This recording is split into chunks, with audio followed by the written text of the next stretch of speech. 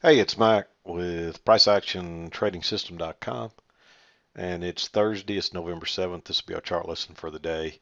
Um, Interesting day. Really, this was a range day. Early on, we had this spike up, and it looked like a spiking channel. Um, this midline, prices are really working off that midline, but that's all you really got here. You have no confirmation on the upside. You've got these first two swings here, and it looks like it's going to confirm here, but it just pushes on through and goes lower. So maybe this was valid, maybe it's not. In the end, it doesn't really help you.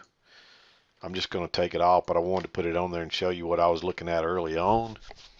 Um, Really, what you've got is you've got the channel. This is your, I'm sorry, a range. This is your early range right here, and you really weren't couldn't be sure of this till we started to get this resistance across here, and then when we got the failed breakout, it was pretty obvious then. Um, we had a little failed breakout to the low side here early on. But once we headed lower here, this I don't know what happened here. If there was some kind of scare news or something that came out, or a big stock that sold off suddenly right here. But for some reason, right around it looks like about 1:30 my time. Let me just see what time that is. I'm really curious. Yeah, you can see about right around 1:25, 1:30. This just dropped straight down and it bounced real right back. But but look where this ended up going to. If you just measured this first part of the range, the highs and the lows, and you just move it down, I mean, we got a perfect measured move there, and it tested it again before it bounced, and now we seem to be going higher. So this looks like a little two-tiered channel working lower as well. Um, Really, the most of your plays this morning were short right off these highs here, and you didn't get a whole lot otherwise. So again, you can't really find a good trend line. You might say, okay, let's look at this right here. And that looks semi-valid.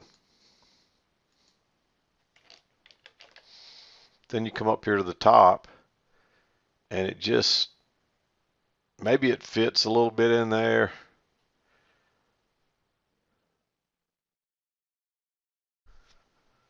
But again, you just can't really get any validation on it. You got a little bit of a midline in there, but you're just really playing both sides of that. So that's a possibility. Um, it's just really hard to say. So I think really the play really just had to be the range, and that's how I ended up playing it for today. Um, if somebody saw maybe this could be a little steeper here. Let's try that. See what we get there.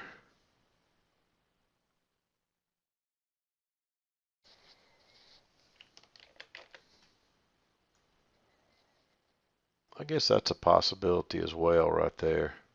And then we get the break. I move to a new high that we pretty close. That could be a possibility right there. Um, if you played it that way, you probably wouldn't have taken these two shorts right here.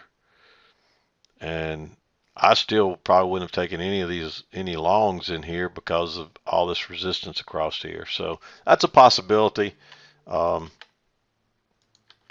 as well.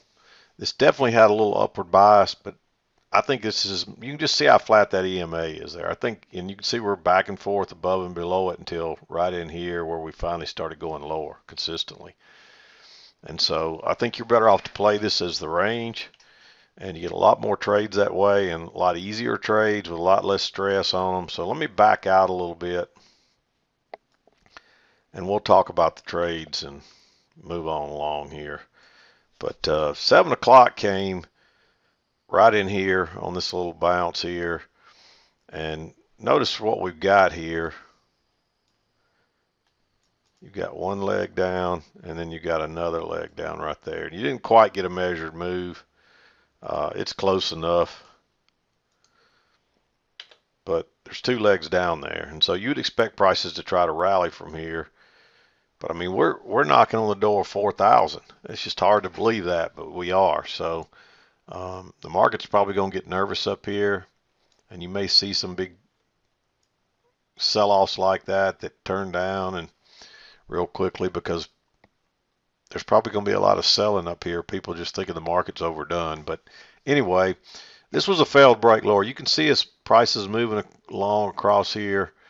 And then you finally get this drop right here that's a sure break lower. You probably won't have enough room to get out before you get back to the EMA. That's the reason I didn't like this one here. Just simply because, well, really your signal bar is right here anyway. So, but even if this was the signal bar, it's right, you're right in here, you're going right into that EMA. Here you got a little bit of room, so you may let it break higher and drop a limit order, maybe a tick back or two. Didn't turn out, it didn't matter, but this is the better trade to wait on, is for this little failure right here, a little double test. Notice you pulled back there, and then you got the double test and a nice bullish bar. That's where I like going long. If we'd had a little better signal bar here, maybe you would have added another one right there or taken another trade, because you would have scalped out of that one and then you got stopped out here on any runners if you're trying to get any runners. I wouldn't even try to get any runners on this. Maybe down here. By the time you got back up here, getting close to all that resistance, I'd probably wait. Of course, this does take on off, and you get a lower high here. But that's your first break of this channel as well. So you probably should be thinking maybe, hey, we may try to test that high. That's a possibility. I just was afraid of it with that little short-term trend line and the fact that we pushed through the EMA a little bit there. It is two legs down, so it is a second entry long. You got a little two-bar matching high, and then it broke higher and pulled back, and it gives you a little higher low right there. But again, you're right back into this resistance cutting across here, and you can see you start finding resistance instantly, and then suddenly it fails and gives you a second entry short, plus it gives you a double test. I don't have my line on there, but if you draw your line across there, you can see that double test, that price level right there. And that's a nice bearish bar as well. So that's a second entry short, and you can treat that like a failed second entry long, a double test. Well, several different reasons right there to like that trade. And it comes back down, and where does it bounce? It bounces right here. And that's obviously your midpoint between the lows and the highs. And that one's a little tempting, but there is two legs down now, and there's a little two-legged correction. A lot of times that's the middle of the pattern, but that's too much of a doji right there. And then of course you get a failed second entry short right there, but now again you're right back into those highs, and you don't really have a lot of room. But then it comes back and fails again, and now you get a little, again, I don't have my line on there. Let me put it on there. So now you get a little failed break lower. Still having a little trouble in my throat, so you'll have to excuse me here. So you get a little failed break lower again. And again, I think we talked about this a minute ago. You got to have enough room to get out, so you may have to let it back up. I think it ends up working regardless, but you got to be careful. Actually, originally I had this a little bit higher, and it's probably okay having it right there as well. But towards the end of the day, I moved it back down, and that gives you a little more room there. But towards the end of the day, I ended up moving it down a little bit, adjusting it some. You can see, and you can tell that's probably right because your midline on this is right in there. And you can see where we bounce there each time. And then of course we run two legs up, and notice there's a leg up, a little correction, then another leg up. So when you get that lower high right there on that failed breakout, I like going short there. And then you get a failed second entry long right there. And again, you close below the EMA. So I like that one. And you come down, you get a first entry, and you move up and you get a second entry, another second entry short right there. And if you draw that trend line off the lows and drag it up, it turns down perfectly. So that's another reason. You would figure we're probably coming back to here and maybe all the way to here. So then we get another one right here that comes back to the trend line, and that's a very bearish bar. It's just a first entry, but there's not a lot of room there. But you can argue for that trade to at least be green because we're probably going at least to the midline and maybe all the way to the other side. So I wouldn't be averse to taking that trade, although I think you're better off getting short up here on the breakout somewhere or right off the resistance area. But this is very similar, and this one actually went higher and turned and went out the other side, but you're right back into the midline, and that's the worst place to enter because of this right here. In fact, I almost like going long there. The only reason I wouldn't make this blue, we're a little bit away from the EMA, relatively small bar, bouncing right there off the support resistance. It's now acting as support. It's the midline basically.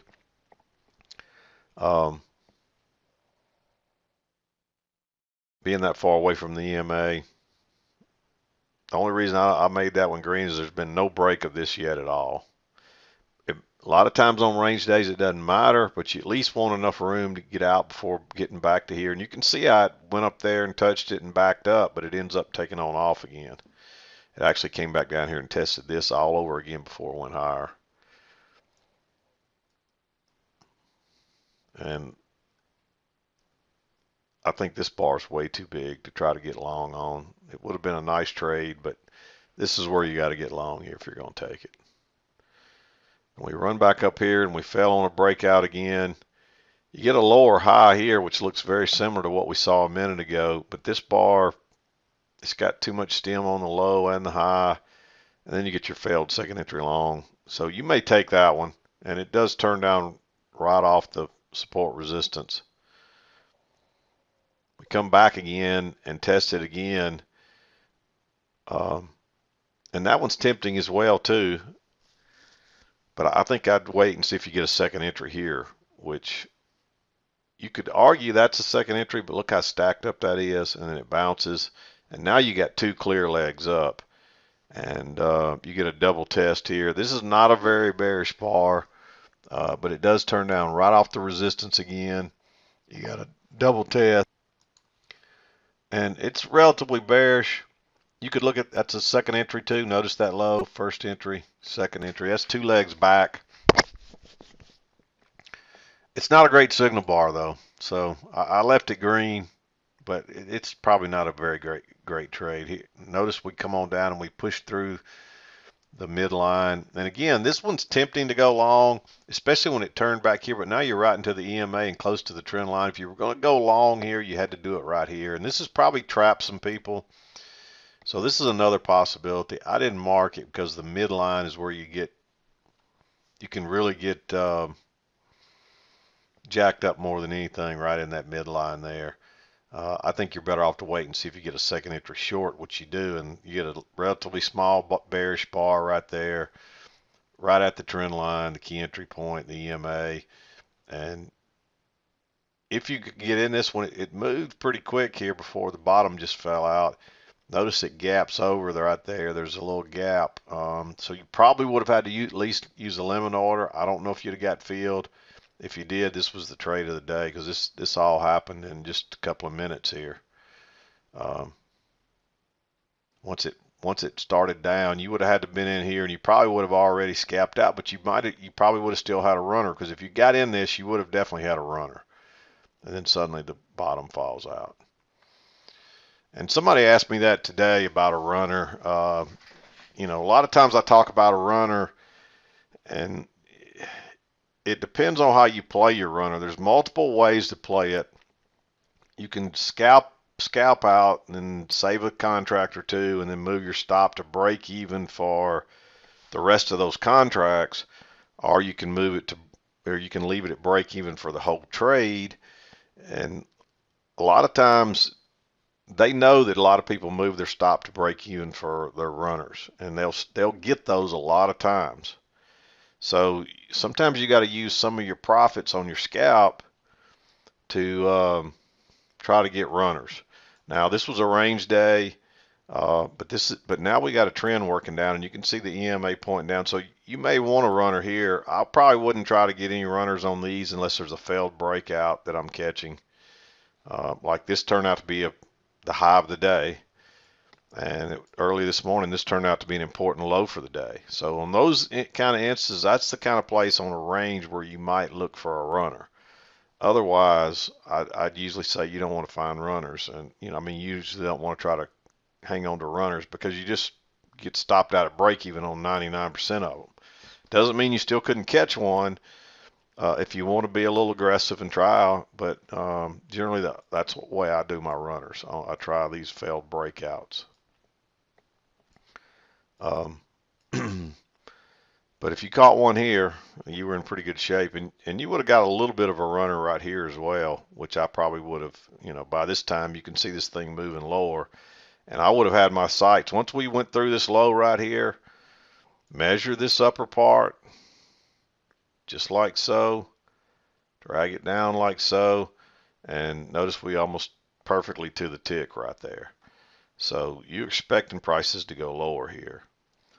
And you would have got a little bit of a runner there, but notice this, we pulled back to the EMA. We tried to go higher once, we tried to go higher twice, we failed, we get a relatively bearish bar. We end up coming back with another second entry, and right here at the, this is just after 2 o'clock, but that's a relatively bearish bar on a second entry short right at the key entry point. And so there's a good chance we're coming down here. So you might, this is only like just a few minutes after 2. I wouldn't have a problem if you took that trade. It is after 2 o'clock, but I wouldn't have a problem with that trade. And there's one you would have got it's very small bar, relatively low risk, and there's an easy runner on that one too. And definitely by the time you've got this big channel working lower, although you do have what looks like a close outside right here, and it could be, but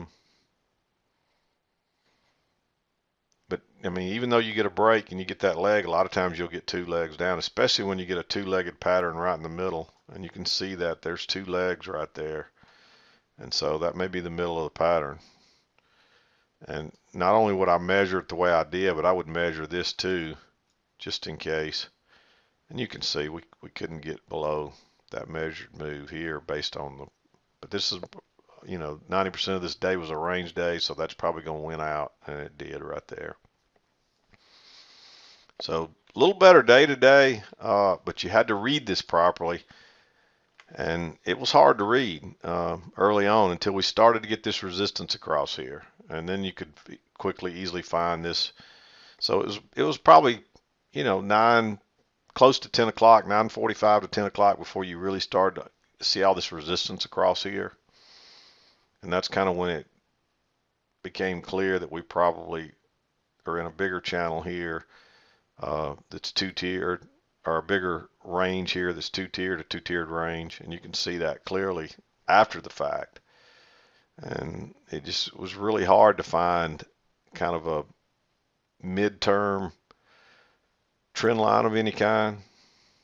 But you can see how flat the EMA is, and that tells you everything you need to know right there. So definitely by 10:30 and on, until maybe right in here, it was obvious we were going sideways. So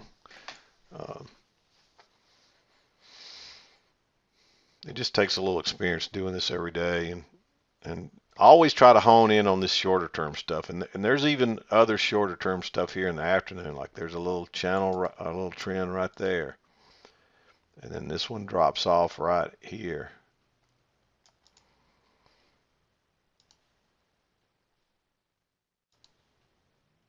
And you could argue for that one right there maybe.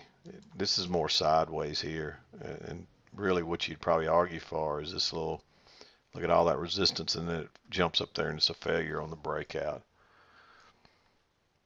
But there's at a shorter term level, more micro level, you definitely have that. And then one down. You got to be careful. You don't want to put so much stuff on here you confuse yourself. But you know, you want to narrow down into this stuff. Just remember this bigger term channel would probably win out over any of these shorter term trends. And then the overall range would probably win out over any of these trends within the range and so forth. So just keep that in mind. But a lot of times people start putting so much stuff on here they get confused, so be careful with that. But anyway, I'm going to wrap it up. That's going to wrap up our week. I'll be back. We'll be back again to do it Monday. Hopefully my voice will be back 100% Monday. I'm definitely, you know, I'm feeling great now. I don't feel bad anymore, but I just haven't quite gotten my throat back to normal yet. So probably going to take a few more days. But anyway, I'm going to wrap it up. We'll be back again Monday. Hope you have a great weekend. Hope you have a good trading day tomorrow. And it's been a good week for you. Hopefully you learned something this week. But the key to this thing is repetition, watching prices print every day, drawing these lines, and then drawing these trend lines is a skill. So, and just remember, when you draw your trend line, let's assume this one down here, when you copy it and move it over, it should fit neatly. See how neatly when prices touch the low, they go to the high. When they touch the high, they go to the low. When they touch the low, they go to the high. That's what it should look like. And I'll get somebody to come in here, and this trend line right here will look like that. And their one on the low side will look like that, or like this. And yeah, that's close, but your prices aren't fitting in there neatly. And so that's what usually will confirm. If you get this trend line right through here, it generally, you should be able to copy that or clone it, however you want to say it, and drag it over, and it should fit just perfectly on the other side. And look at that. See how perfectly that fits? That's the way those channels, and it should look the same way on the bigger ones. And if it doesn't, then it's questionable. Just like this one, this trend line's fitting nicely down through here. It was fitting nicely on this side until we overshot it, and I just took another one just the same and put it at equal distance, and look where it bounced. And so that would have given you a great clue to say, hey, when we get down here, we're probably going to bounce and run back, because look how far away we got from the EMA when we hadn't been very far all day. The few times we got way away from the EMA, right there, right here, right here, right here, look how we snap back quickly. Price, especially when you're up in here in this stuff. So there were a couple of you that tried to get long right here at the highs. Well, even if we're going higher here, we could have made a measured move up. We could have used this to the upside and looked for a possible measured move up. But even if we're going to do that, most of the time prices will fail out the top first. So generally, this is when you break out here, it's generally going to be a failure. And so you want to be looking for shorts more than you want to be thinking long up here. Same thing right here. You need to be thinking short here, not long. And generally what will happen is then you'll fail out this side, and then you may turn and run and go out the other side. But it didn't happen that way today. We went lower instead. There was a gap on the chart, and you can see how close we came to filling that gap, but we couldn't. All this was measured moves. So just keep that in mind. Anyway, I'm going to wrap it up. We'll be back again Monday. I'm done for today. This is Mac with PriceActionTradingSystem.com, and we'll see you next time.